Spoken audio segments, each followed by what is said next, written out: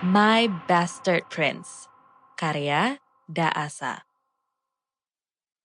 Bab 1. The Drama. Barcelona, Spain. Incredible! Berita yang kau dapatkan kemarin benar-benar fenomenal, kau tahu?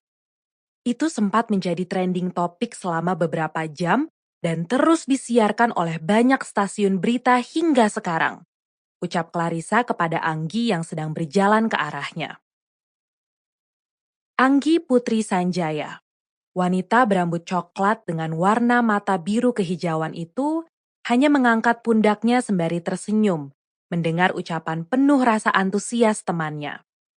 Bukan aku yang membuat berita itu, tapi Jonathan, ujar Anggi meluruskan. Benarkah? Wah, aku pikir kau. Ngomong-ngomong, Jonathan sangat baik ya. Bisa saja dia menulis berita itu dengan namanya sendiri untuk menuai pujian dari bos saat ini. Anggi mengangguk sembari terkekeh pelan. Ya, dia memang baik. Saat itu kami ingin mewawancarai Elizabeth, mengingat dia yang akan merancang gaun pernikahan milik anak dari King of Spain. Langkah kedua wanita itu bergerak memasuki gedung yang memiliki pelang bertuliskan Socialite Media.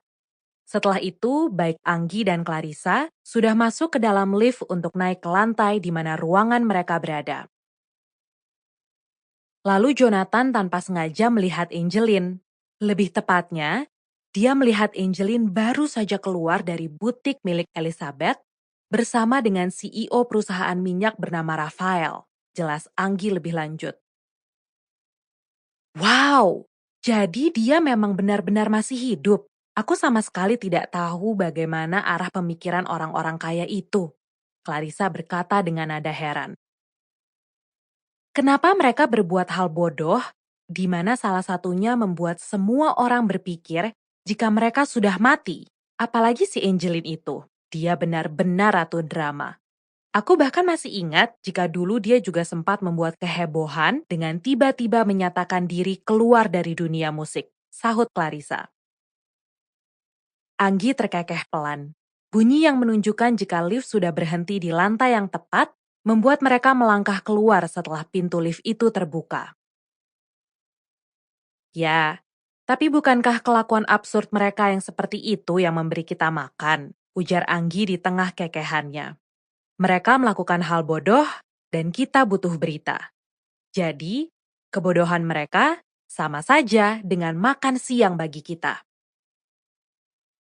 Anggi mengatakannya ketika dia dan Clarissa sudah memasuki ruang kerjanya. Dan dia sedikit heran melihat kondisi ruang kerja yang tidak seramai biasa.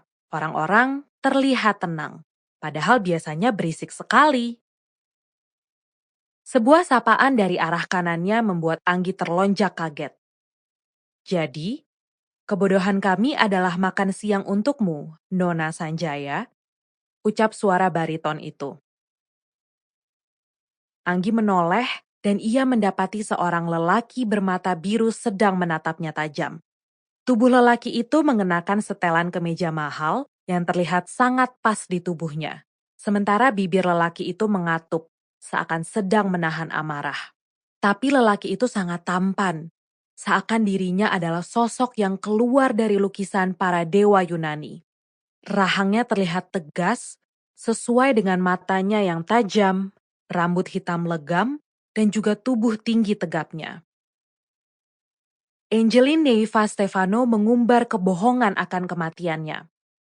Hal itu dibuktikan dengan foto yang menunjukkan jika Angeline dan Rafael Lucchero, CEO dari Blue Moon yang terlihat keluar dari butik Madame Elizabeth Rabu 2 Juli kemarin. Hal itu seakan memberikan asumsi pada publik jika Angeline dan Rafael sedang menyiapkan pernikahan mereka.